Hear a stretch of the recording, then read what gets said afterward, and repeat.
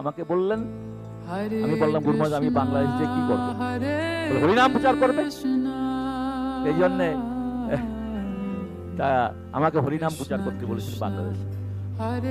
চৈতন্য মহাপ্রভু, নিত্যানন্দ প্রভু হরিদাস ঠাকুরকে বলেছিলেন নবদ্বীপের ঘরে ঘরে যে হরিনাম প্রচার, আর আমি তোমাকে বলছি বাংলাদেশের ঘরে ঘরে যে হরিনাম প্রচার করবে। তা সেই জন্য মহাপ্রভু যখন যোগ পিঠে হরিনাম শুরু করলেন জন্মের পরপর, একেবারে জন্মের সঙ্গে সঙ্গে, পরপর না, সঙ্গে সঙ্গে সবাই হরিনাম করেছিল। তারপরে মহাপ্রভু, আমরা যাতে হরিনাম করি এই জন্য মহাপ্রভু কান্না করেছিলেন। কান্নার ছলে মহাপ্রভু শিক্ষা দিয়েছিলেন আমাদেরকে কিভাবে হরিনাম করতে হবে। মহাপ্রভু কান্না করলেন, ভক্তরা হরিনাম করলো, মহাপ্রভুর কান্না থেমে গেল। তখন সবাই বুঝতে পারলো যে এই শিশু, আমরা যখন কান্না করবে তখন আমরা হরিনাম করব।